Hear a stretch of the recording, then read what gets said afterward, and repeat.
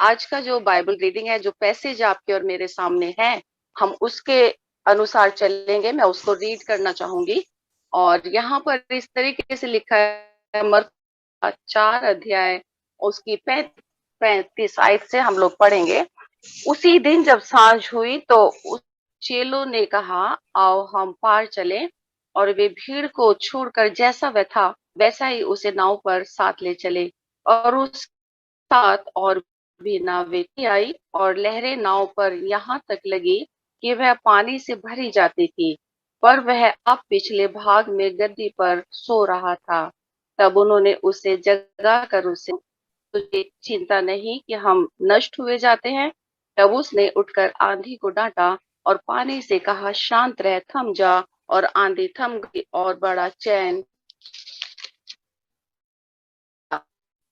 उसने कहा, तुम क्या तुम्हें अब तक विश्वास नहीं? वे बहुत ही डर गए और आपस में बोले, यह कौन है कि आंधी और पानी भी उसकी आज्ञा मानते हैं। ये प्रभु का वचन जो आपके और मेरे सामने पढ़ा गया। मैं प्रभु का बहुत धन्यवाद करती हूँ। और आइए हम वचन में चलेंगे। आज मैं आप लोगों के साथ जिन पॉइंट्स के ऊपर बात करना चाहूंगी, वो 4 पॉइंट्स हैं और हम उनको देखेंगे। सबसे पहला, क्या तुम्हें अब तक विश्वास नहीं? दूसरा है, क्यों डरते हो? और तीसरा है, आंधी को डांटा। और चौथा है, यह कौन है? लिखा हुआ है उसी दिन सांझ को, यानी कि एक किसी विशेष दिन की बात हो रही है।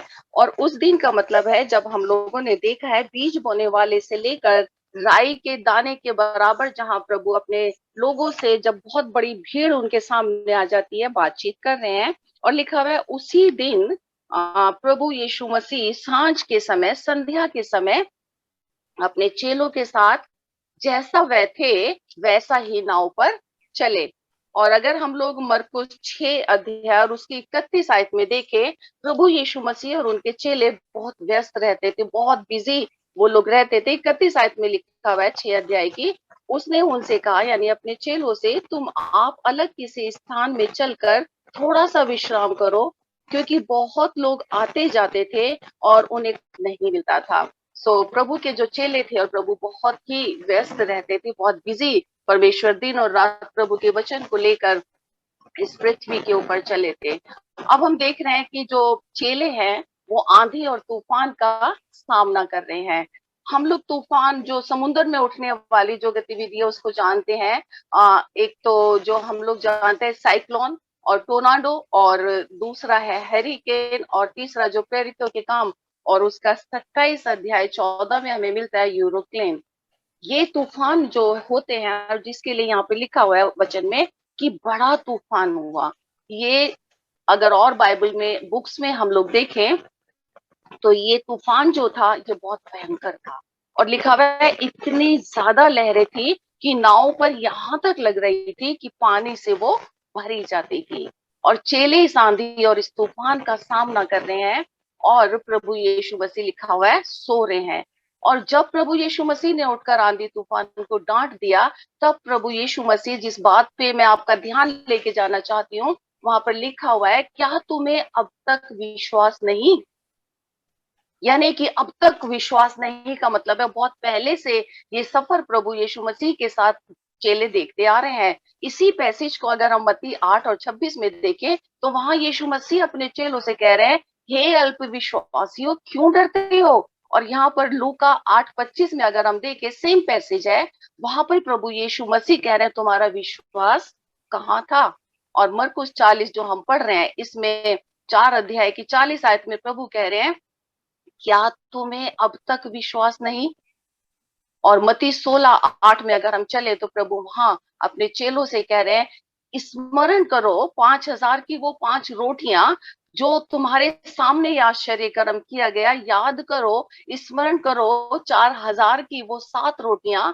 स्मरण करो कफरनहूम में उस व्यक्ति को जिसको दुष्ट आत्मा से चंगाई दी गई। स्मरण करो हर एक रोगियों की वो चंगाई, कोढ़ से, और यीशु का पानी पे चलना। हे मेरे चेलो, क्यों तुम्हें स्मरण नहीं? क्या अब तक तुम्हें विश्वास नहीं है? प्रभु यीशु मसीह ऐसी बात अपने चेलों से कर रहे हैं। मेरे प्रियो, आज आपसे और मुझसे भी प्रभु यीशु मसीह इसी तरीके का एक सवाल करते हैं। और प्रभु का वचन हमें बताता है, पहला पतरस 9 और उस 2 अध्याय की 9 आयत में वहां पर लिखा हुआ है कि तुम एक चुना हुआ वंश हो, तुम याजकों का समाज हो, तुम पवित्र लोग हो, तुम मेरे अपनी निज प्रजा हो। क्या तुम्हें अभी तक ये विश्वास है कि तुम मेरे हो, तुम मेरी निज प्रजा हो, तुम मेरे अपने लोग हो? क्या तुम्हें विश्वास नहीं कि प्रभु यीशु मसीह कह रहे हैं कि जिसने मुझे यानी जिसने यीशु को ग्रहण किया उसे परमेश्वर की संतान होने का अधिकार दिया गया। या आज आपको और मुझे प्रभु पूछ रहे हैं, तुम्हें विश्वास है इस बात का कि मैंने तुम्हें सांप और बिच्छुओं को रौंदने का अधिकार दिया है? क्या तुम्हें विश्वास है इस बात का कि तुम सांप और बिच्छुओं को रौंदोगे? और तुम्हें क्या इस बात का विश्वास है कि शत्रु की सारी सामर्थ के ऊपर मैंने तुम्हें अधिकार दिया है? क्या तुम्हें अब तक विश्वास नहीं है? प्रभु यीशु मसीह आज आपसे और मुझसे भी पूछ रहे हैं। लूका 10 और 19 में लिखा हुआ है, मैंने तुम्हें सांप और बिच्छुओं को रौंदने का अधिकार दिया है और शत्रु की सारी सामर्थ के ऊपर अधिकार दिया है। क्या तुम्हें विश्वास है इस बात का? और उसके बाद अगर हम लोग देखें भजन संहिता 91 और उसकी 13 आयत में प्रभु का वचन कहता है कि तू सिंह और नाग को कुचलेगा, तू जवान सिंह और अजगर को लताड़ेगा और शत्रु की सारी सामर्थ के ऊपर तुम अधिकार लोगे, क्योंकि तुम मेरी प्रजा हो, तुम मेरे चुने हुए लोग हो, तुम मेरे विश्वासी हो, तुम इस पृथ्वी के ऊपर मेरे कहलाते हो। क्योंकि जितनों ने विश्वास किया है उनको परमेश्वर की संतान होने का अधिकार दे दिया गया है। क्या तुम्हें विश्वास है कि तुम दुष्ट की सारी सामर्थ के ऊपर अधिकार लिए हुए हो? और प्रभु का वचन हमें मत्ती 18 और 19 में कहता है कि जो कुछ तुम इस पृथ्वी के ऊपर बांधोगे वो स्वर्ग में बंधेगा, और जो कुछ तुम इस पृथ्वी के ऊपर खोलोगे वो स्वर्ग में खुलेगा। क्या तुम्हें विश्वास है? प्रभु का वचन आज आपसे और मुझसे एक बार और इस बात को कह रहा है, और चेलों से भी कह रहा है, क्या अब तक तुम्हें विश्वास नहीं? इतनी चीजें देखने के बाद भी तुम्हारा विश्वास कहाँ है? सेकंड पॉइंट जिस पे हम चलेंगे, प्रभु कहते हैं क्यों डरते हो? साल के 365 दिन है मेरे प्रियो, और परमेश्वर ने हमारे लिए 366 डेज ऐसे वो बार कहा है कि तुम मत डरो क्योंकि मैं तुम्हारे साथ हूं। तुम विश्वास रखो कि तुम्हारी जीवन रूपी नाव में मैं तुम्हारे साथ हूं। आंधी तूफान आएंगे, आने दो, उनसे आपको और मुझे नहीं डरना है। किसी भी रूप में आएंगे, चाहे बीमारी के रूप में आए, चाहे आर्थिक समस्या के रूप में आए, चाहे ओमिक्रॉन, कोरोना, फैमिली प्रॉब्लम, गरीबी, बेरोजगारी, कैसे भी आए मेरे प्रियो, हमें डरना नहीं है, क्योंकि आज आप और मैं परमेश्वर की संतान है। विश्वास के द्वारा प्रभु आज आपसे और मुझसे भी ये कह रहा है कि तुम क्यों डरते हो, तुम्हारे साथ मैं हूं। और परमेश्वर का वचन तीमुथियुस उसका पहला अध्याय और उसकी 7 आयत में प्रभु का वचन कहता है, क्योंकि परमेश्वर ने हमें भय की नहीं परंतु सामर्थ, प्रेम और संयम की आत्मा दी है। परमेश्वर ने हमें भय की नहीं परंतु सामर्थ, प्रेम और संयम की आत्मा दी है। रोमियो 8 और उसकी 31 में प्रभु का वचन कहता है, जब परमेश्वर हमारी ओर है तो हमारा विरोधी कोई भी नहीं हो सकता है। और याकूब 1 और उसकी 12 में लिखा है, धन्य है वह पुरुष, वह स्त्री जो परीक्षा में स्थिर रहते हैं। ये परीक्षा आएगी हमारे जीवन में मेरे प्रियो, परंतु हमें डरने की बिल्कुल जरूरत नहीं है, क्योंकि हमारी जीवन रूपी नाव में प्रभु यीशु मसीह सवार है, जो हमसे प्रतिदिन कह रहे हैं कि तुम क्यों डरते हो, मैं तुम्हारे साथ हूँ। याकूब 1 की 2 आयत में इस तरीके से लिखा हुआ है, जब तुम नाना प्रकार की परीक्षाओं में पढ़ रहे हो तो इसको पूरे आनंद की बात समझो। हमें आनंद की बात समझनी है। और उसके बाद जो मैं आपका ध्यान लेके जाना चाहती हूँ, प्रभु यीशु मसीह ने आंधी को डांटा। मेरे प्रियो, आज प्रभु का वचन आपको और मुझे ये सिखाना चाहता है कि यीशु मसीह ने डांटा और थम गई वो आंधी, और पानी से कहा शांत हो जा, और वो शांत हो गया। आज प्रभु आप पर मुझे इस बात से ये सिखाना चाहते हैं कि हमें इन चीजों को डांटना है, प्रार्थना में इन चीजों को बांधना है, प्रार्थना में कहना है, जैसे प्रभु यीशु मसीह ने मत्ती और उसके 11 आयत में कहा कि तुम हे शैतान मेरे सामने से चला जा, और शैतान छोड़कर चला गया। मरकुस 9 और उसकी 25 आयत में जब वो व्यक्ति अपनी बेटी को लेकर आया, प्रभु यीशु मसीह ने उस दुष्ट आत्मा को डांटा और उस दुष्ट आत्मा से ये कहकर उसे डांटा कि हे गूंगी और बहरी आत्मा, मैं तुझे आज्ञा देता हूं कि इसमें से निकल जा। और हम देखते हैं कि वो उसी घड़ी उसमें से निकल गई। याकूब 4 और उसकी 7 आयत में प्रभु का वचन कहता है कि तुम शैतान का सामना करो और वो तुम्हारे सामने से भाग खड़ा होगा। मेरे प्रिय, छोटी सी कहानी में मैं आपको लेकर चलती हूँ। समय बहुत तेजी से गुजर रहा है। एक पास्टर, एक प्रभु के दास थे, वो प्रार्थना में अपने ध्यान को लगाए हुए थे। और जब वो प्रार्थना में अपने ध्यान को लगाए हुए थे तो एक मंकी पिलर के ऊपर बार बार ऊपर नीचे हो रहा और उनको डिस्टर्ब हो रहा। वो प्रभु के मुख की तरफ नहीं आ पा रहे और वो प्रभु से प्रार्थना करते हैं कि हे प्रभु, इसको शांत कर, इसको हटा दे। और कोई उनकी दुआ का असर उनको नहीं मिल रहा था। और वो इस तरीके से परमेश्वर से प्रार्थना करते हैं। अंत में जब उन्हें बहुत क्रोध आया, बहुत गुस्सा आ गया, उन्होंने बड़ी तेजी से उस बंदर को डांटा और कहा, मैं तुझसे कहता हूँ यीशु के नाम से कि तू ठीक चला जा मेरे सामने से, क्योंकि मुझे अपने प्रभु के साथ एक मन होना है।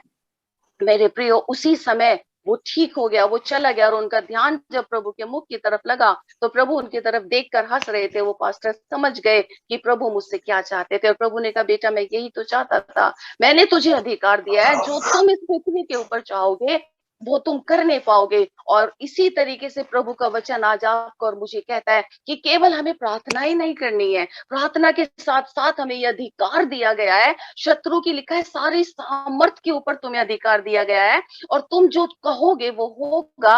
आपको और मुझे समझना है अपने शब्दों की सामर्थ को। हमें शैतान को केवल ये नहीं करना, मैं तुझसे प्रार्थना करती हूँ चला जा चला जा, नहीं, हमें एक मन होकर उसे डांटना है और कहना है कि मैं तुझे यीशु के नाम से बांधती हूँ, इस बीमारी के रूप में मेरे पास से चला जा। और मेरे प्रियो, वैसा ही होगा, क्योंकि गिनती 23:19 में प्रभु का वचन कहता है कि मैं मनुष्य नहीं हूँ कि मैं बदल जाऊं, ना आदमी हूँ कि अपनी इच्छा को बदल दूं। जो मैंने कहा है कि मैं तुम्हारे साथ हूँ, क्या मैं उस वचन को पूरा नहीं करूंगा? रोमियो 16 और उसके 20 में लिखा हुआ है, शांति का परमेश्वर शैतान को शीघ्र ही तुम्हारे पांव से कुचलवा देगा। मेरे प्रिय लोगों, हमें इस बात के ऊपर भरोसा रखना है। और अंतिम मैं पॉइंट के ऊपर आती हूँ। वो प्रभु का वचन ये कहता है, ये कौन है? चेले आपस में, आंधी तूफान तो शांत हो गए, अब वो लोग आपस में ये कह रहे हैं कि ये कौन है जिसकी आंधी और तूफान भी सुन रहे हैं। और यहाँ पर चेले जो है, एक नेचर के ऊपर सुपर नेचुरल पावर को जब देखते हैं तो वो आपस में घबरा रहे हैं और कह रहे हैं कि ये कौन है जो आंधी तूफान भी इसकी आज्ञा को मान रहे हैं। मेरे प्रियो, एक नॉन लिविंग थिंग जो परमेश्वर की आज्ञा को मान रही है। आज मनुष्य अगर परमेश्वर की आज्ञा को माने, क्योंकि वचन में लिखा हुआ है कि जब चेलों ने, केवल 12 चेलों ने प्रचार शुरू किया तो फरीसी और सदूकी ने बोला आपस में कि हमसे कुछ भी नहीं बन पड़ता।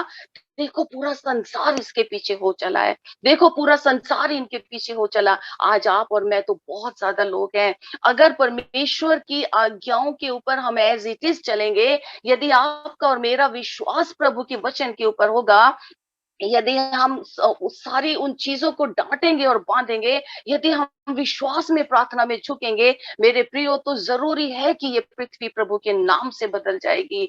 आज जब प्रभु के 12 चेलों ने इस कदर करा कि फरीसी कह रहे सारा यरूशलेम ही इनके पीछे हो चला है, तो आज आप और मैं तो बहुत ज्यादा लोग हैं। मेरी प्रिय बहनों, यदि हम प्रार्थना में झुके तो बहुत सामर्थ है। हमें इस चीज को समझना है कि प्रभु आपसे और मुझसे यही चाहता है कि हम उसकी हर एक सामर्थ के ऊपर जो उसने हमें दे दी है, कि मैंने तुम्हें शैतान को कुचल देने का, उसके गढ़ों को ढा देने का अधिकार तुम्हें दे दिया है। तुम मेरी संतान हो। तुम ऐसे ही नहीं हो, जो तुम्हें छुएगा वो मेरी आंख की पुतली को छुएगा। प्रभु का वचन आज आपको और मुझे ये सिखाना चाहता है। और आंधी तूफान प्रभु की आज्ञा को मानते हैं। अगर हम लोग देखेंगे भजन उसके 65 और उसकी 7 आयत में लिखा हुआ है, तो समंदर को और उसके महाशब्द और उसकी तरंगों को शांत करता है। ये परमेश्वर का अधिकार है, क्योंकि वो अपने मालिक की आवाज को पहचानते हैं। जब यीशु ने खड़े होकर डांटा, वो थम गए। और उसके बाद भजन हम उसके साम 89 और उसकी 9 वर्स को देखें तो वहां पे लिखा हुआ है कि तू समुद्र के गर्भ को तोड़ता है, और जब समुद्र की तरंगे उठती हैं तब तू ही उनको शांत करता है। आज ही आंधी तूफान ने यीशु की आवाज को पहचान लिया, समझ गया। और जब प्रभु ने डांटा, शांति हो गई, थम गई, सारी चैन हो गया, आराम हो गया। और साम 1 जीरो उसकी 4 में चले हम लोग, तो वहां पर लिखा हुआ है 7 आयत में कि तेरी घुड़की से वह भाग गया और तेरे शब्द को सुनते हुए उतावली करके बह गया।